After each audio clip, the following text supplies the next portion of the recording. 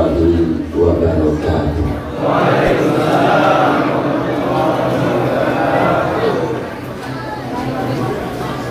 Masih ada yang belum menjawab salam. Kata Nabi, man sallimal muslimuna faradda alaihi sallat alaihi malaikatu sab'ina marrah walam radda alaihi faradda uhum ma'ahum summa yarham sab'ina marrah. Jadi kalau ada orang Islam ngucapin salam di mana aja, kemudian salamnya itu dijawab, maka yang menjawab salamnya itu didoakan oleh malaikat 70 kali doa. Tapi kalau ada orang Islam mengucapin salam, yang mendengar ucapan salam itu diam baik, racun ngecembreng baik, ngejedok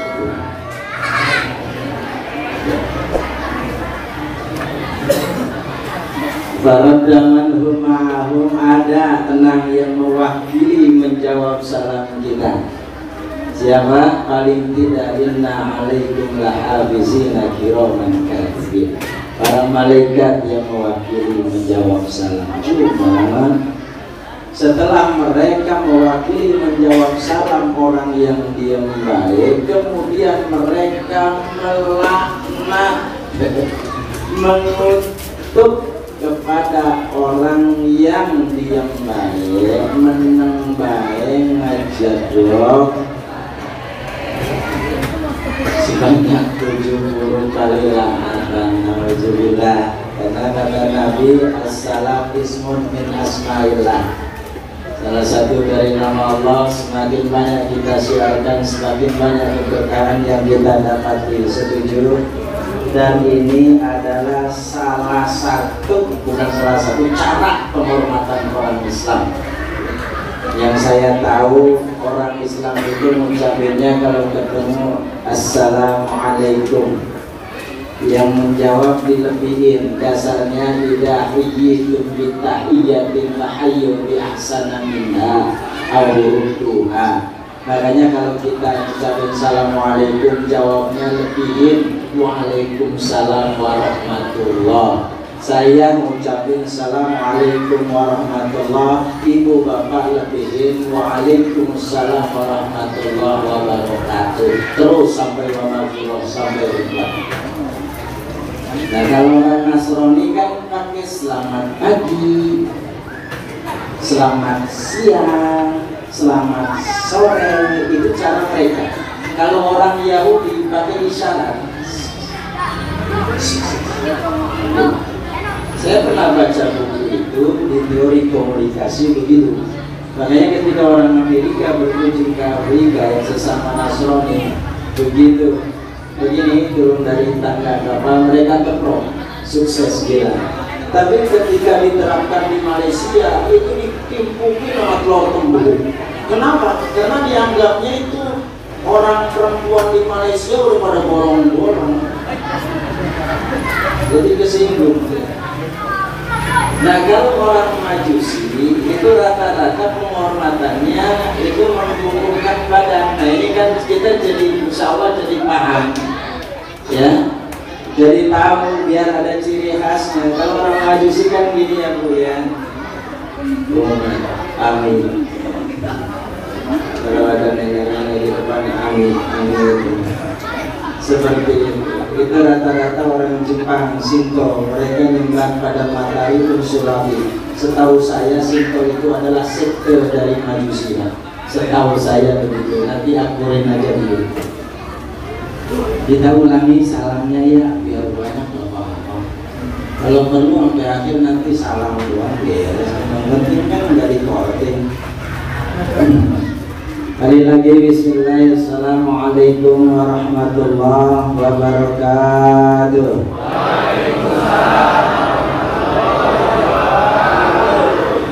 Alhamdulillahi wa kafa. Wassalatu wassalamu ala sayyidil mustafa wa ala alihi wa sahbihi ahli sidqi wal wafa.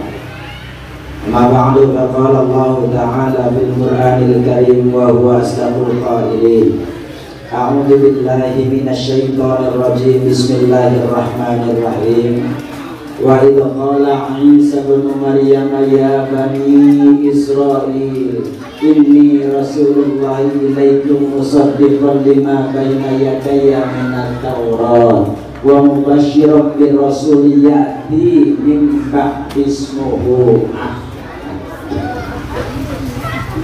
wa qala Rasulullah sallallahu alaihi wasallam. Ini air mulu ada. Udah jadi air gitu.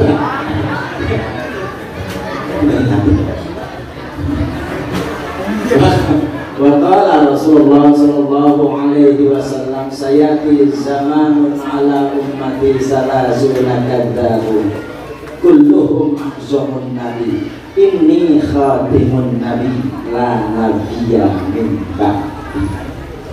Sadaqallahul azim wa sadaqar rasuluhun nabiyyul habibul karim. Nahnu ala dzalika minasyahidin wa syakirin walhamdulillahi rabbil alamin. Para guru pemerintah atau yang mewakilinya yang sangat saya hormati, Mukarramun, para guru, para asatidz, alim, ulama, asatidz wal asatidzah, para masyayikh, para habaib, guru-guru saya, wabil khusus akhinal kiram wal muhtaram Al-Ustaz Kiai Haji Umar. Beliau adalah pimpinan saya di Kementerian Agama. Ya, Allahu Akbar. Di sini ternyata banyak tembolan-tembolan, masya Allah. Saya pernah pengalaman 2016 jadi petugas haji, sama dengan beliau. Ada pengalaman yang menarik yang sampai saat ini belum saya ceritakan sama beliau. Ya, saat saya jadi petugas haji itu saya pernah diseksa sama nenek-nenek. 2 kali sholat tobat haji. Kasusnya begini, itu nenek-nenek dari bawah mohon maaf, orang bawah utara yang biasanya mohon maaf di bahasa saya, kalau saya pakai batok di hotel nyariin batok sampai botak mau nemu. Betul? Ustaz, itu rasanya. Gua mau gua main nenek-nenek masa ngomong. Gua mau kencing, katanya gua ini gak tahu aja ada batok kah. Wah orang biasanya kencingnya di culu. Nyariin batok botak orang ketemu nih, wah saya tuntun haji nih ke kamar tuh, ini kamar mandinya, ini WC-nya. Wah udah di situ kalau mau kencing ntar, kalau gua mau cebok tuh ada keran pencet sempret ces. Betul gak? Kalau di hotel kan nggak ada pak ces. Udah ceritanya ngerti.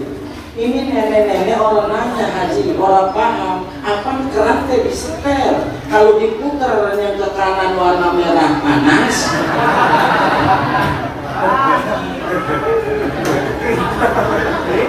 Omongan mesen dan serius kan ini pada ketawa aku senang aja.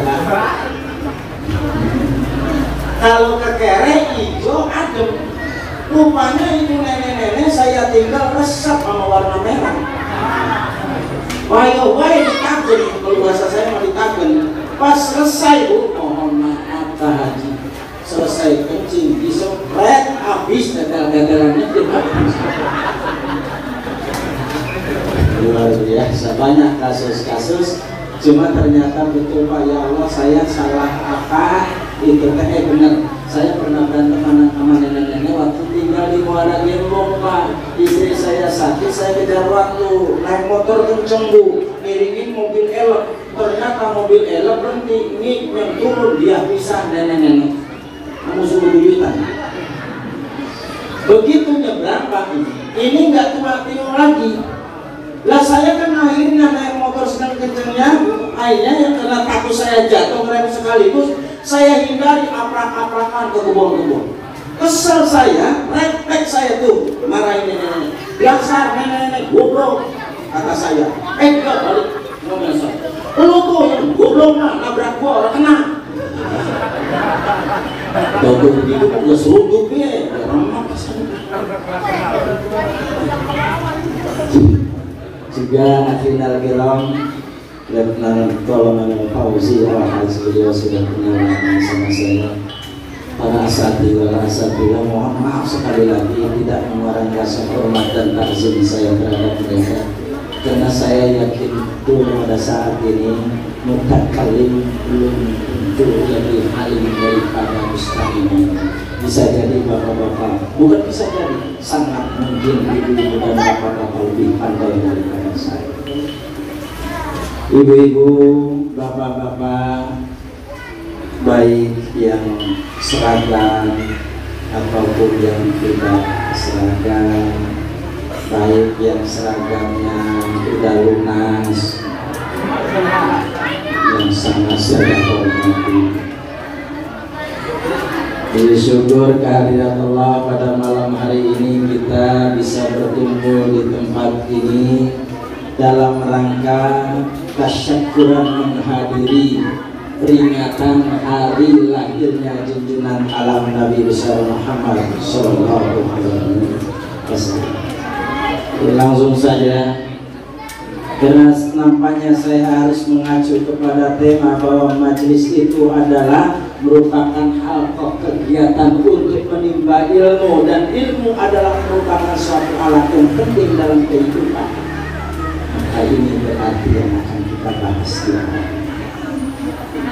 Sabda Nabi, man arada dunya fa'alaihi bil ilmi, wa man arada al-akhirah fa'alaihi bil ilmi, wa man arada huma fa'alaiha bil ilmi. Kata kuncinya, kalau kita ingin sukses bahagia dunia, cari ilmunya. Kita ingin sukses akhirat, cari ilmunya. Ingin sukses dunia akhirat, cari ilmunya. Bapak ingin jadi orang kaya yang bahagia, cari ilmunya. Mustahil saya katakan kita bisa sukses kalau kita tidak memiliki ilmunya.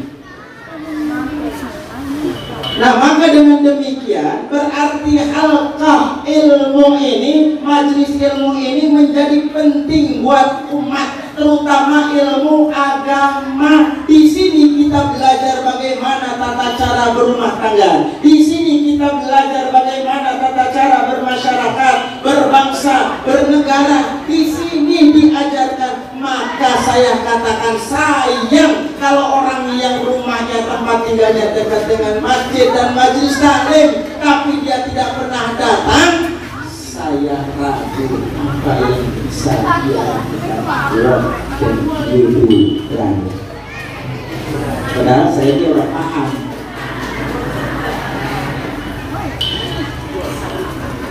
Nah, untuk itu makanya Rasulullah sangat memuliakan orang yang duduk di sini. Tempat ini sangat dimuliakan oleh Rasulullah, oleh Allah Subhanahu wa taala. Bapak berangkatnya ke sini, ibu berangkatnya di sini, Bu. Semuanya dihitung, ongkosnya dihitung, biayanya dihitung, langkah kakinya dihitung. Kata Umar bin Khattab, satu langkah kaki kanan melahirkan satu pahala, satu langkah kaki kiri menghapuskan satu dosa. Berapa langkah ibu bapak masing-masing dari rumahnya menuju tempat ini? Hitung dewek. Iya, yang saya mana naik motor. Yang naik motor itu tentu dihitung bensinnya, atau kalau langkahnya dihitung ventilnya. Ini jadi pentil misalnya. Putaran kira-kira satu langkah ke tempat. Belum bapak duduk di sini, Pak. Itu dalam 2 jam saja menjalasa ma'alik. Ini semuanya kita sama-sama dulu. Sa'ataini akala luqmataini sama'a kalamataini a'tahullahu ta'ala jannataini kullu jannatin marratain. Bapak duduk di sini, ibu duduk di sini 2 jam Bu. Ini sudah lebih dari 2 jam. Nah, sudah lebih.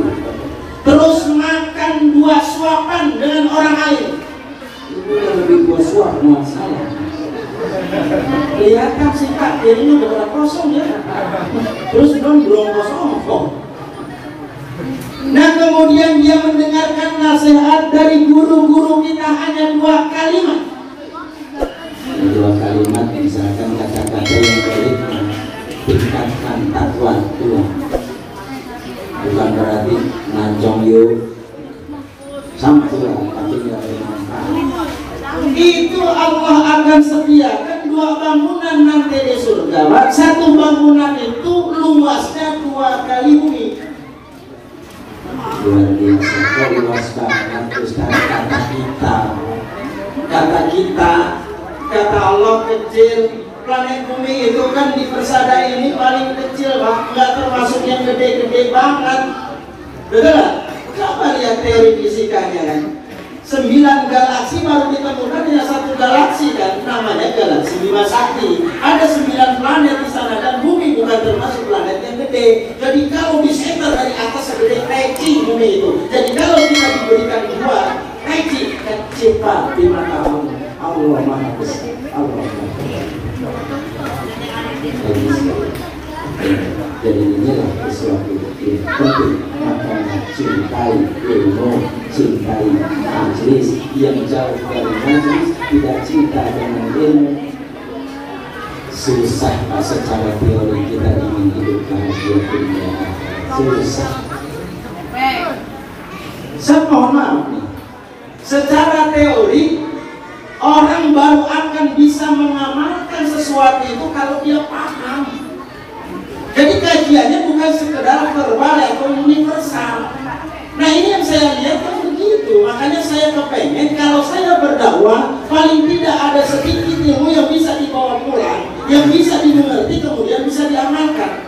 Karena masih ada istilah miskomunikasi, bahkan diskomunikasi. Contoh, bapak-bapak, ibu-ibu, kita harus berbakti kepada kedua orang tua. Oke, itu hukumnya wajib, berarti caranya tahu.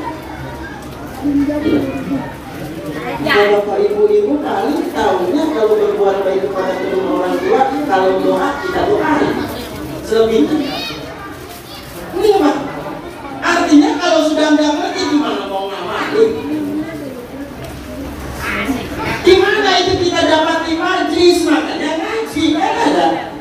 Kalau dibuka kitabnya tentang Birrul Ghafilin misalnya, karangan Ibnu Lais As-Samarqandi ada di situ dijelaskan. Atau di Irsyadul Iman ada di situ dijelaskan. Cuman karena memang yang ngaji kagak ada yang dengerin, jarang ngaji, yang ngaji dia kadang-kadang ngantuk, orang paham. Ustaz buka kitab, dia buka peci, tutup sampai pulang ke rumah. Apa yang diaji tadi Pak? Kata Ustaz tahu ngomongnya pelan-pelan, paham. Bukan pelan, orang jadi pulas. Apa iya hormat kepada orang tua gitu? Kalau orang tua datang kepada emak, hormat, gerak, baik. Di sini nanti Pak, kita itu akan dicas.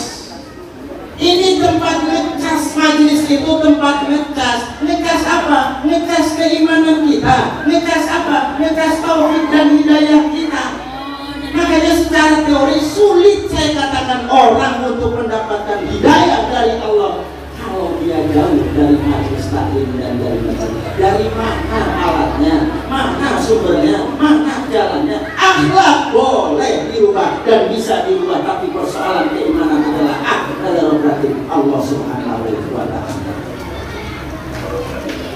Innaka la tahdi man ahbabta walakin Allah yahdi man yasha. Ada masalah.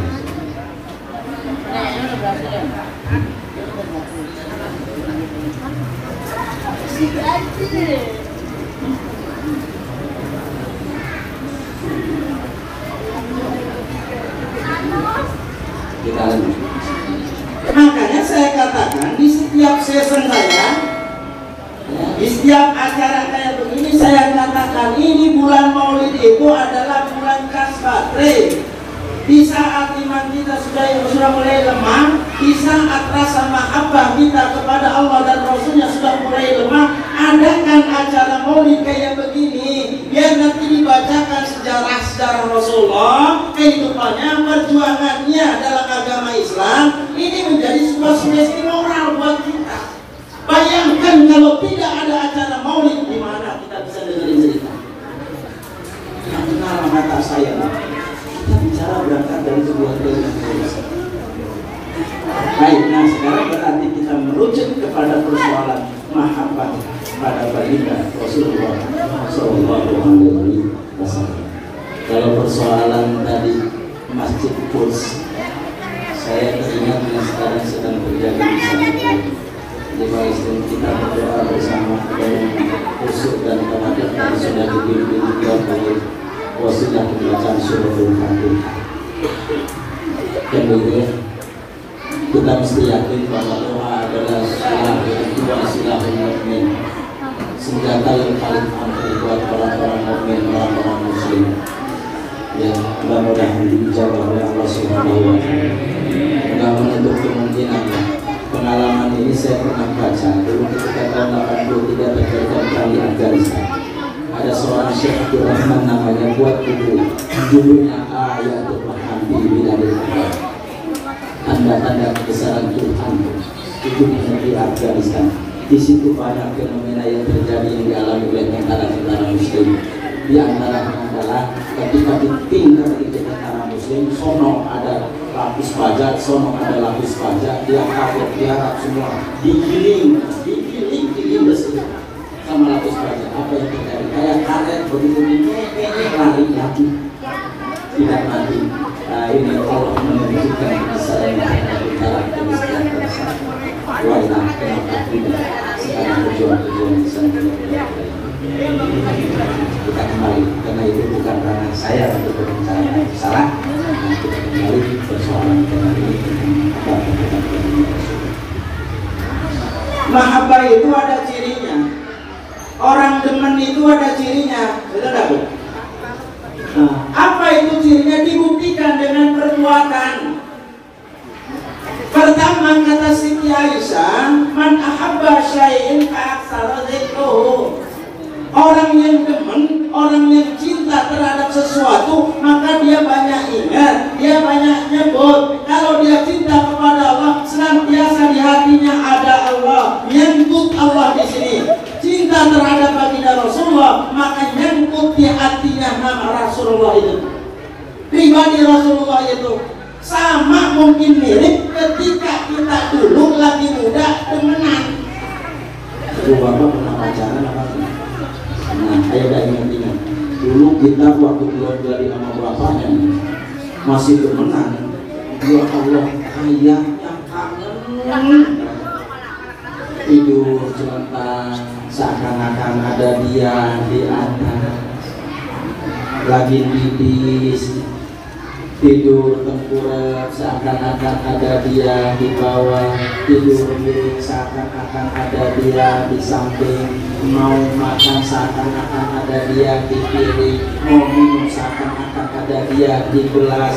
Lewat kita ke pasar di lapangan, ada kebun, seakan-akan.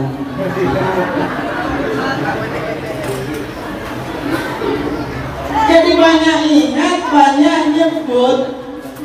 Nah makanya ya, apa ciri yang pertama, indikator pertama itu orang yang cinta terhadap baginda Rasulullah banyak membaca sholawat. Inna awlan nasi yawmal qiyamah aksar sholat. Nanti orang yang paling mulia, posisinya paling tinggi di sisi Allah adalah orang yang banyak membaca sholawat.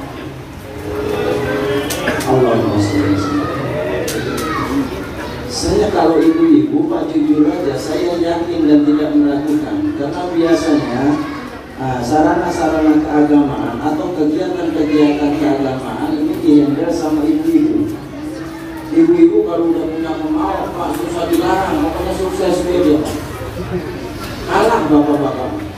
Nah makanya biarin Pak, dia nanti yang berdepan, kita dukung dari belakang. Insya Allah kalau udah begini sukses. Jadi ibu maju, bapak dorong, sukses Pak. Bukti ya Pak, bukti kalau nggak percaya malam Jumat, ibu maju, bapak dorong.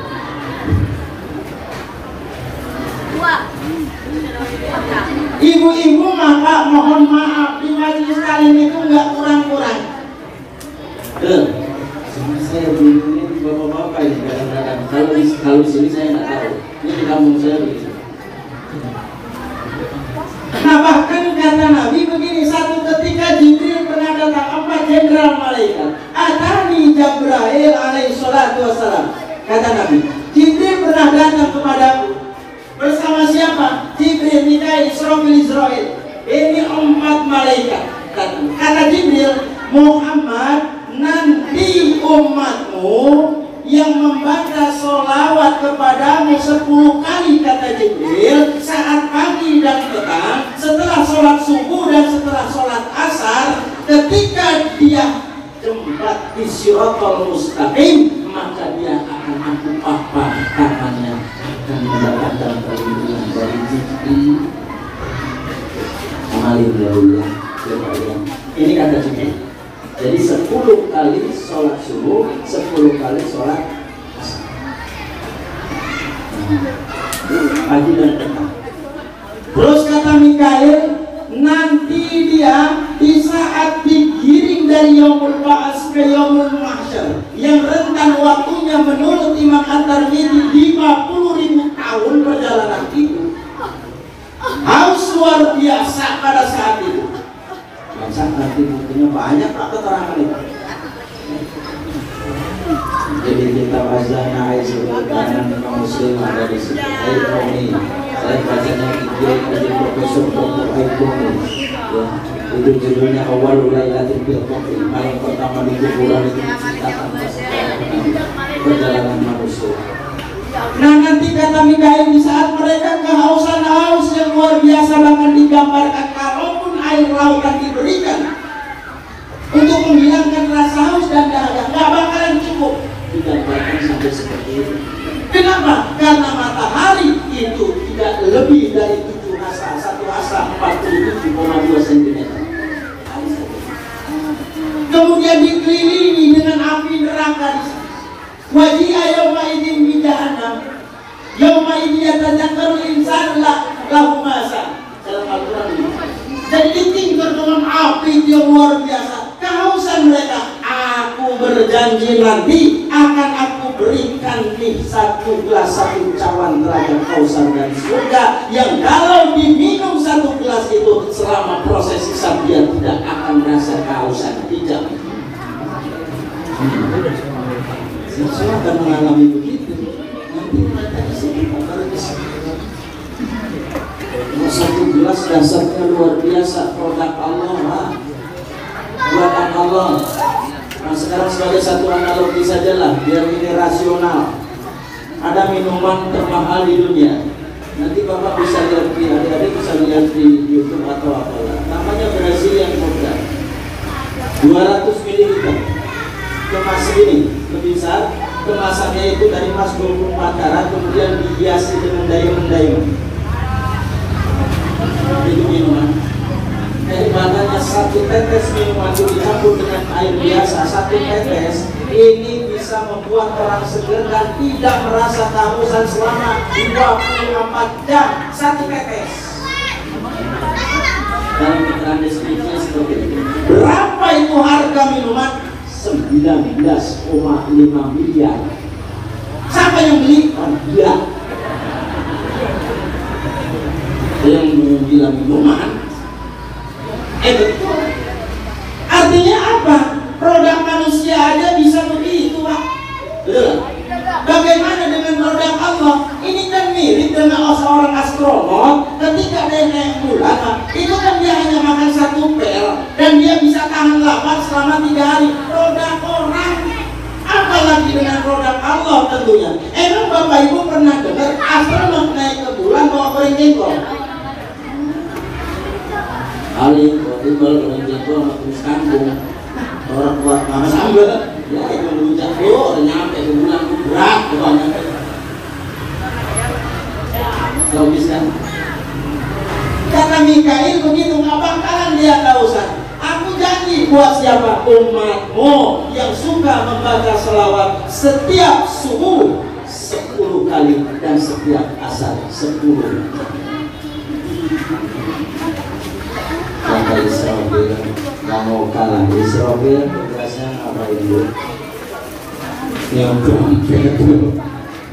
Tapi asosiasinya dengan Israfil nanti dari seksi itu ya kesenian kopeng sang sakala komando ya. Jadi kalau trompet belum ditiup maka dunia belum dihancurkan, kira-kira begitu ya. Trompet belum ditiup maka paas orang belum dibangkitkan, karena 3 kali dalam Al-Quran ditiupkan. Trompet belum ditiup orang belum berdiri. Kaidah ja'atul qawmatul kubra yawma yatadakkarul insanu masa. Satu. Kaidah ja'atis sakhah yawma yafirrul mar'u min akhihi wa ummihi wa abihi wa sahibah likulli imri'in minhum yawma idzin sya'nu yughni. Ini habis. Kemudian yawma yunfakhu suri fatatuna afwaja. Ini yang ketiga. Ditiup trompet digiring orang dalam keadaan berkelompok-kelompok. Jadi dan digiring ke yaumul mahsyar nanti itu dalam kausan ini oleh malaikat Mikail diberikan telaga kausar, tidak akan kausan selama dalam proses walaupun puluhan ribu kali. Nah kemudian Israfil saya juga nggak mau kalah Muhammad buat umat lo nanti kira-kira gitu ya dalam bahasa kita, cara kita yang baca 10 kali pagi dan petang selawat itu nanti aku akan sujud di hadapan Allah. La tarfa'u ra'si, aku tidak akan angkat kepalaku sampai permohonanku itu dikabulkan oleh Allah. Apa permohonannya? Agar orang yang membaca salawat 10 kali itu tadi diampuni dosanya oleh Allah Subhanahu. Kalau sudah diampuni baru diangkat kepalanya, ya jelas dong mesti diampuni mau nggak mau. Tapi bukan berarti Allah dalam keadaan keterpaksaan, karena ini adalah sudah janji Allah. Kalau misalkan Israfil nggak angkat kepalanya sujud terus, entar siapa yang niup trompet?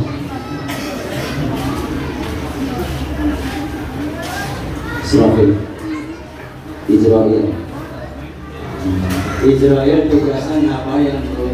Nyabut nyawa. Kata Israel, saya juga nggak mau kalah Muhammad, catat omongan saya.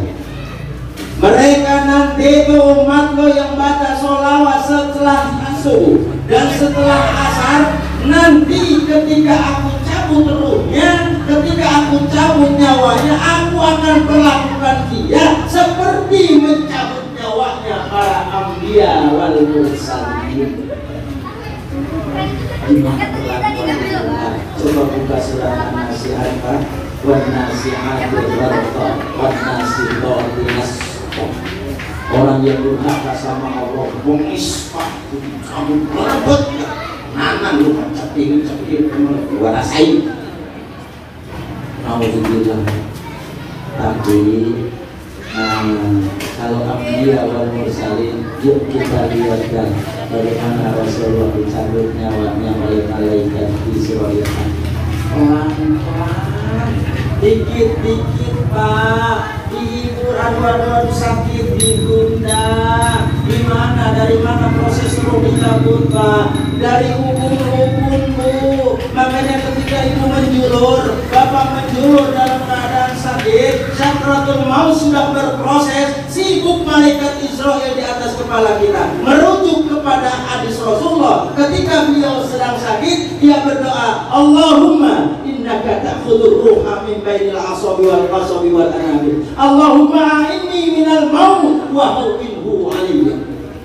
Ya Allah, Engkau yang mencabut nyawa dari tubuh-tubuh, dari sendi-sendi dan dari kemari. Tolong ya Allah, kami masih minta tolong. Tolong ya Allah. Dari dahsyatnya kematian dan ringankan dari sakratul maut. Jadi dari sini Pak, makanya kalau dulu saya mah, kalau orang lagi ditalkinin, orang sekarang ditalkinin itu dibimbing Pak, dibisikin tuh kupingnya, la ilaha illallah Muhammadur Rasulullah. So saat itu juga didapatkan sebutnya dia juga luar biasa menghadapi godaan-godaan dari iblis yang luar biasa kasar. Tipu daya iblis yang menyerupai orang tua kita, menyerupai anak kita, menyerupai kakak kita, menyerupai adik kita, luar biasa. Segitu hebatnya sibuknya dia untuk merebut keimanan kita. Baca keterangannya. Makanya Rasulullah berlindung dari hal itu. Cabut kaki, namanya kalau lagi nakinin, usahain posisinya jangan di kepala.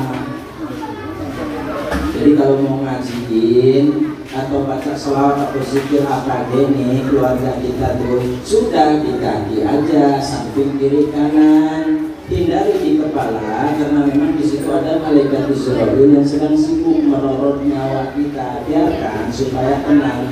Bukan berarti lah, gila kamu begitu, anu kali tak usah kabut. Gila. Kasar. Ujung-ujungnya orang yang mati begitu jadi seger orang. Gitu.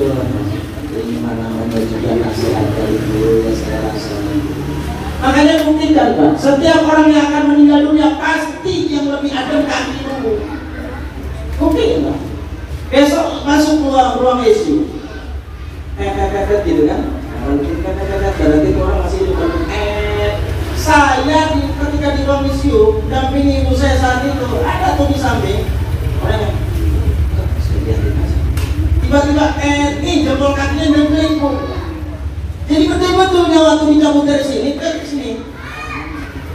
Nah makanya sejalan dengan hadis Nabi, orang yang bertobat akan diterima tobatnya oleh Allah Subhanahu Wa Taala hatta yughayyiru, sampai dia ditenggorokan sini. Kalau nyawanya dari sini ini masih boleh, masih bisa. Yang penting hatinya hidup, kata baginda Rasulullah. Nanti dia tinggal, kita berdoa masih hidup. Masih diterima karena hatinya masih hidup, masih berlaku itu penyesalan di hati. Walaupun ya, itu pun masih jadi tanda tanya apakah bisa atau dia menyesal segala perbuatannya saat itu karena mengganggu bisa, lagi mengganggu bisa. Terus ke sini, nah kenapa ketika di sini sudah tidak diterima? Karena memang hatinya sudah mati. Jadi tidak mungkin dia merasakan penyesalan. Hatinya sudah mati, ruhnya sudah tidak ada lagi. Kalau bicara orang tobat di tenggorokan, Fir'aun pernah bertobat. Aman tuh biro di Musa wa Harun, cuma udah di sini kata Jibril lu mana baik, ini Pak langsung berbuat mampus tuh. Kenapa kelewatan? Apa tuh dia kelewatannya? Takut Tuhan. Betul ya? Maka syarafana ada. Bakola anak hukumul a'la, king of the kingdom. Aku adalah raja di atas kata.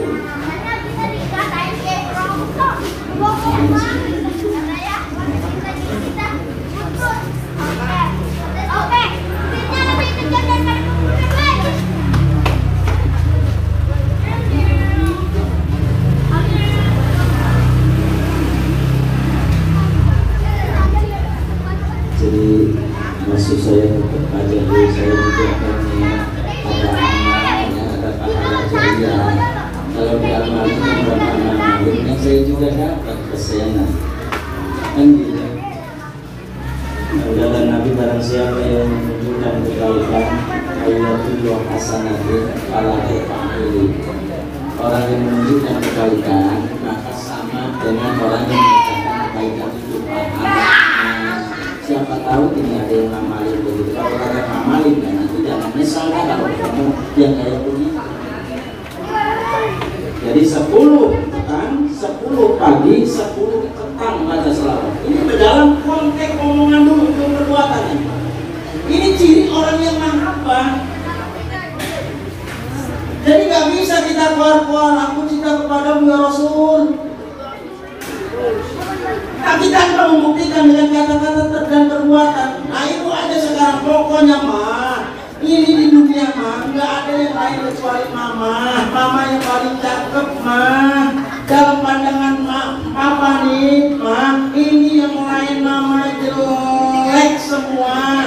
Makanya papa teh beruntung punya bini mama moal belagu papa ma apalagi pendua moal mama papa ma sesetia mungkur dari ibu ternyata di sono ada gandengannya. Coba SMS pakai kebaca sama kita orang buku-buku kesel nggak bu? Tidak sesuai omongan dengan perbuatan Pak.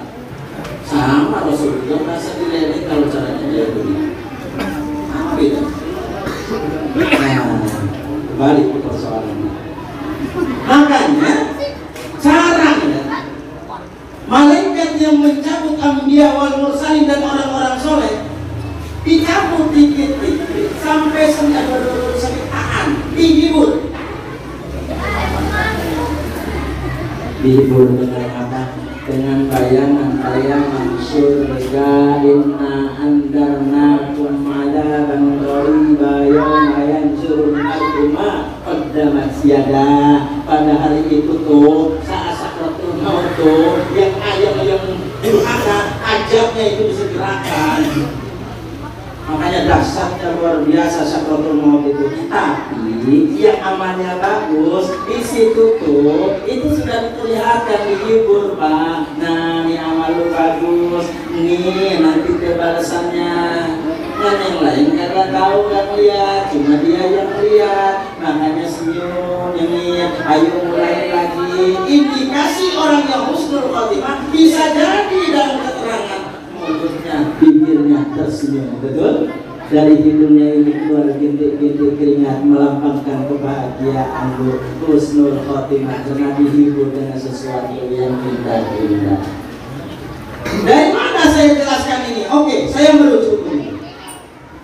Sahabat Rasulullah ada yang namanya Syu'ban Maula. Syu'ban Maula itu Pak, ya Allah luar biasa tuh orang. Kualitas ibadahnya, sholat jamaahnya nggak pernah ketinggalan. Padahal jarak Masjid Nabawi dengan rumahnya 3 jam perjalanan. 20 km. Rasul dan sahabat yang lain belum sampai ke Masjid Nabawi, itu subhanallah sudah ada. Padahal perjalanannya itu 2-3 jam perjalanan. Di mana dulunya pojokan sana? Kenapa nggak ambil tengah? Karena sebelum dia sholat dia berpikir, kan udah orang yang lewat. Ini namanya intizar sholat, nggak ada sholat. Kamu nggak di sini yang begitu jauh, tapi Jumatan paling dulu. Rasanya mah yang dekat dia buka jendela doang, nggak ada orang sholat. Dan di lontar, oh udah setengah baru nyampe. Oh iya pulang paling dulu. Iya harus bu, kalau bahasa Sunda ada yang pulang paling belakang, tahu-tahu kotak kamar hilang.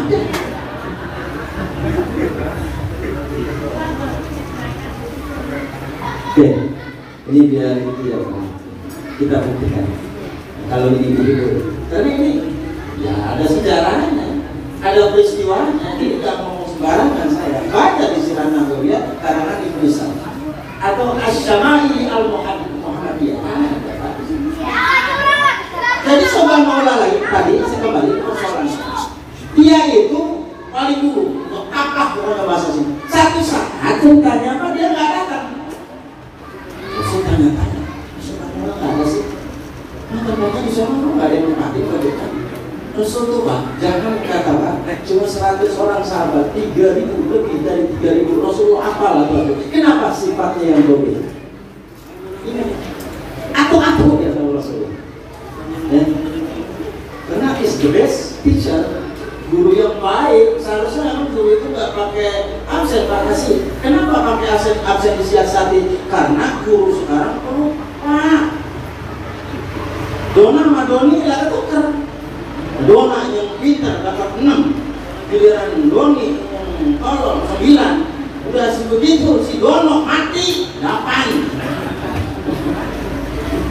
Lupa orang udah mati, dia masih wilayah masih muncul. Kembali ke persoalan. Ternyata nggak ada. Umar coba cek. Umar bin Khattab masuk. Ali cek kemana Syu'ban? Masuk Syu'ban sakit. Oke, kalau memang demikian nanti selesai sholat kita sama-sama besok. Ya, kita sama-sama takziah ke rumah Syu'ban.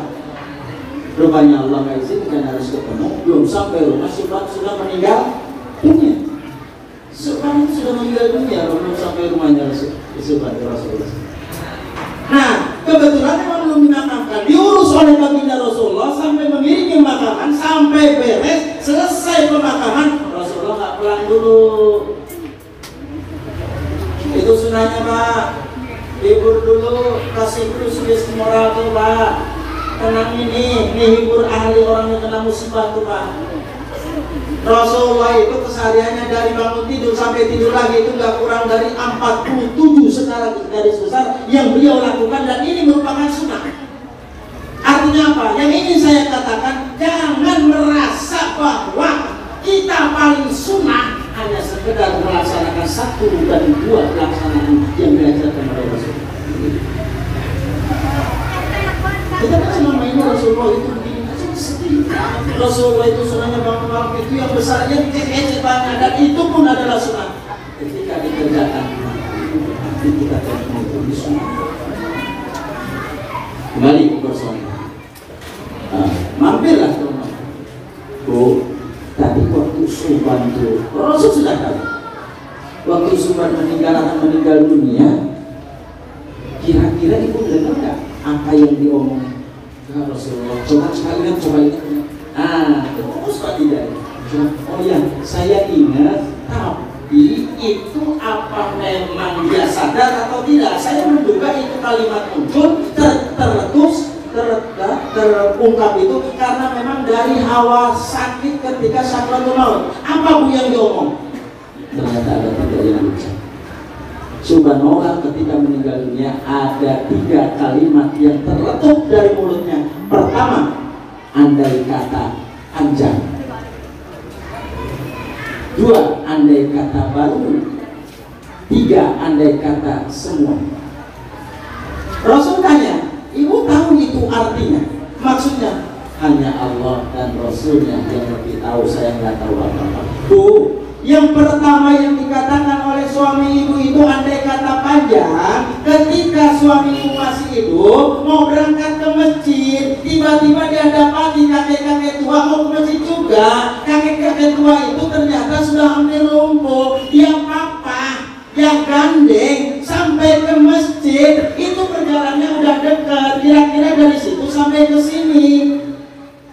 Itu ternyata bantu orang ke masjid, kakek-kakek yang dibawa ke masjid, walaupun perjalanannya pendek, tapi ketika sakratul maut diberikan gambaran bagaimana nanti balasannya taman surga yang begitu indahnya. Maka terletup ungkapan, andai kata perjalanan itu panjang, pasti lebih dahsyat itu Pak pahala dari Allah dan jalan beriman. Paham maksudnya itu?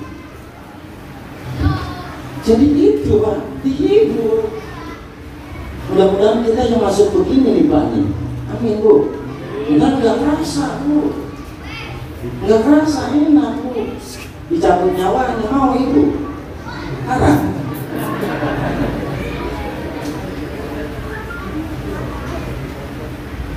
Terus yang kedua Ibu Pak, ya Rasul, apa yang diomong?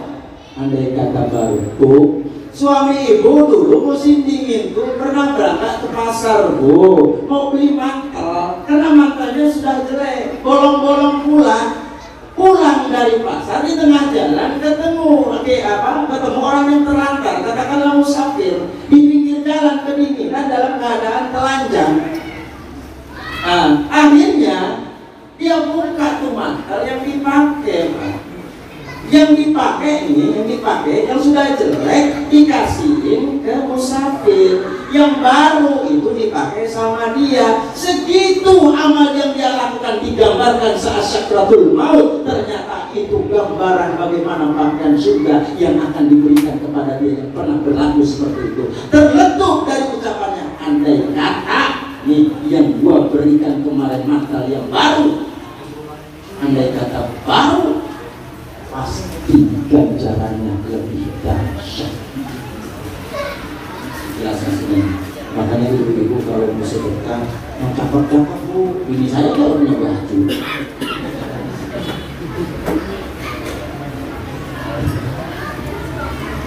Maaf Pak kasih. Saya sama dengan ngajarin ini berenang. Jadi kayaknya di depan bimbingan sakit. Jadi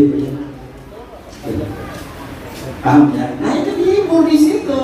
Makanya kan dalam Al-Quran juga inna anzalnakum adzaban qariba, yang jelek di situ juga ada disiksa sebagai persekop. Karena bentuk malaikat Israel itu luar biasa kepada orang durhaka kepada Allah. Waduh, itu berdok tinggi, betisnya kayak gelandang bukit, matanya gede kayak berkok, hidungnya kayak gorong-gorong, terus rambutnya jabritan, ujung rambutnya ada bara api, sekali dia ngomong nyembur api itu. Kata siapa? Nabi Ibrahim. Kok pernah minta begitu? Ada sejarahnya Nabi Ibrahim. Soalnya Nabi Ibrahim itu ternyata keesan sama malaikat Israel. Ya kan, gimana cara kau, bentuk kau, rupa kau ketika kau mencabut nyawa orang-orang yang durhaka kepada Allah? Apa kata malaikat Israel? Alam bakalan mampu dong, ya gua. Mampu? Enggak. Pokoknya sok tahu. Mampu gua. Oke kalau mampu maksa. Balikan badannya.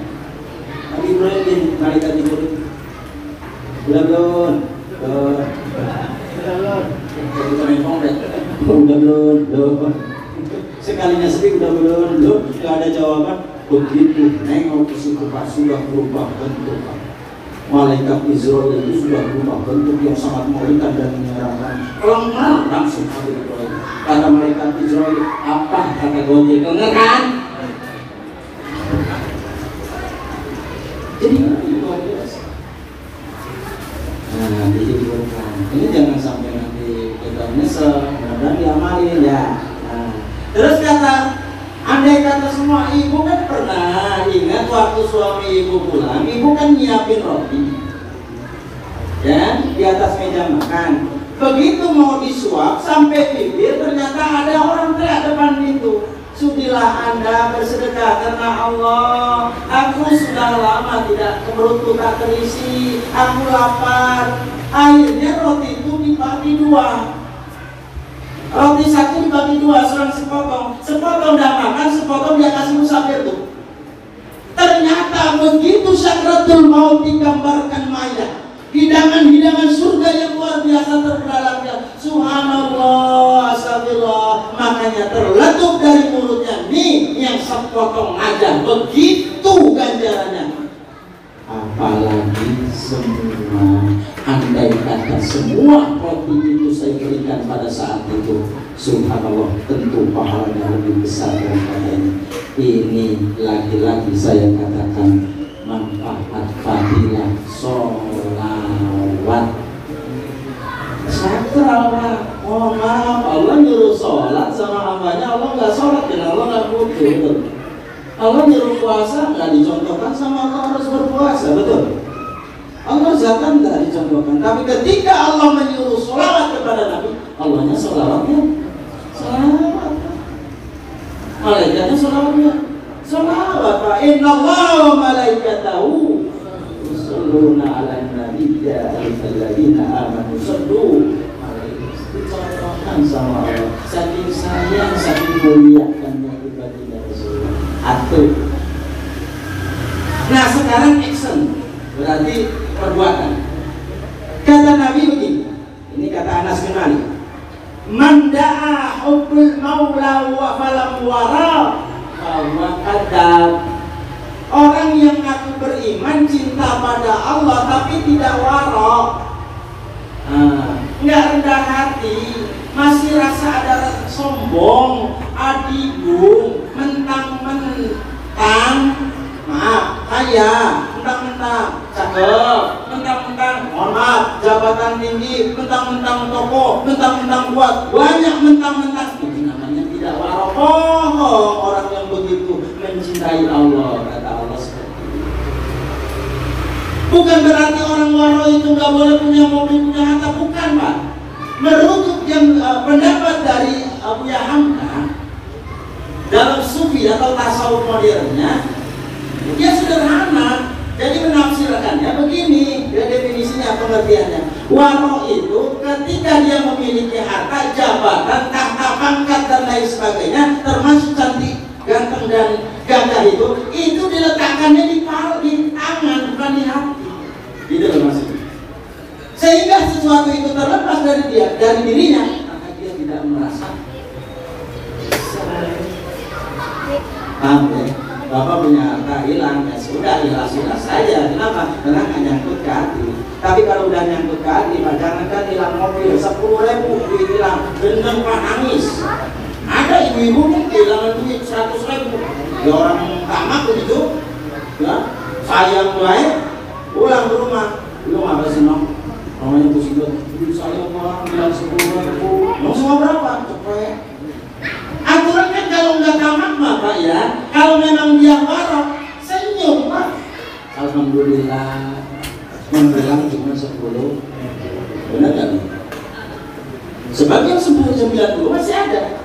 Tapi kalau orang yang kagak waras begitu, itu kehilangan sedikit aja, kayaknya separuh jiwa hilang. 10.000 hilang Pak. Ya kurang 10.000. Dikasih diganti 10.000. Apa dia diam? Kagak, menurut baik. Ini kan lu masih menurut baik. Apa lu gak kasih 10.000? Iya coba kalau nggak hilang aja di 110.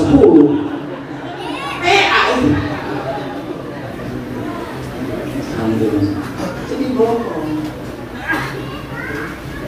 Kembali saya katakan, ibu silakan bapak silakan punya harta sebanyak, tapi letakkan di sini, bukan di sini. So kalau sudah di sini nanti diancam. Fa'amma man tagha wa asara hayatad dunya fa inna jahima hiyal ma'wa. Tempatnya neraka jahim kalau harta jabatan nyangkut di sini. Barok. Kemudian manda'a yadkhulul jannata falam yanfaqa fa huwa kadzdzab. Orang yang ngaku pengen masuk surga tapi dia tidak pernah berinfak, tidak pernah berbagi terhadap sesama, bohong. Dalam hadis qudsi Allah katakan begini, dalam hadis qudsi, andai kata kau melakukan sholat sehebat penghuni langit, puasamu sehebat penghuni langit, bahkan zikirmu sehebat, lebih hebat dari malaikat-malaikatku, tapi kau tidak pernah berbagi terhadap sesama, maka tidak sedikit pun kebaikan yang aku terima yang terhadap dirimu. Itu amal baik kita, amal sholat, amal zakat dilemparin ke muka kita. Kenapa? Karena pada hakikatnya Allah gak butuh disembah. Setuju? Emang Allah butuh disembah? Enggak. Kufur semua orang sekolong langit, Allah tetap Allah, gak bakalan turun jadi etek. Tuhan tetap.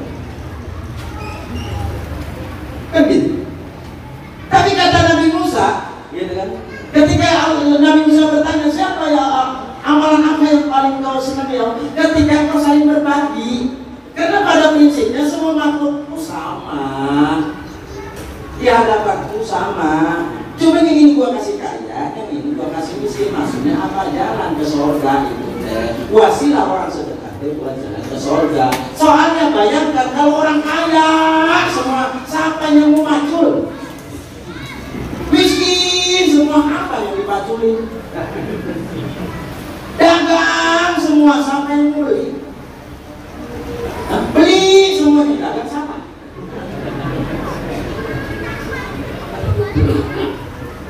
Berbagi. Analoginya begini, Allah itu kenapa cinta? Senang, paling dia sukai hamba itu yang miskin pada doa apa? Makanya sabar. Nanti di surga banyak orang-orang miskin, walaupun di dunia orang miskin itu aib, ya, ujian yang banyak. Orang miskin, mohon maaf, jangankan ini tawanya di orang atas. Nanti coba, penghormatan orang beda, ya. Orang kaya, orang miskin jalan bareng baik. Orang kaya pakai kos oblong doang, kolor. Ya, terus orang miskin, wah, miskin habis, os, rambut kecil, minyak, kasur peda, jalan bareng tetap, penghormatan orang beda. Nama orang kaya, Masya Allah Pak Haji, Assalamualaikum, mau kemana? Itu kebetulan mau berarti masih 5 hektar lagi. Orang kaya, diem baik Pak. Ditanya orang, lah itu orang miskin udah pengen ditanya, ditanya, lah sekalinya ditanya, lah lo mana kebok?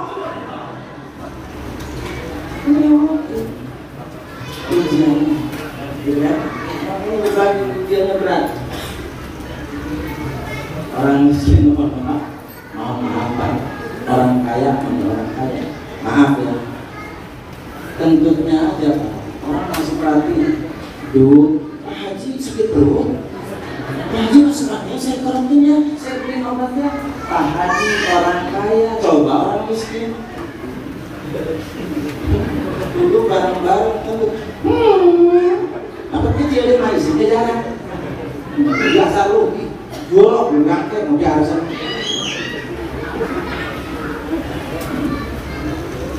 Nah makanya itu ujian yang saling berbagi. Pelayanan Pak, mohon maaf makanya ini buat Pak Masih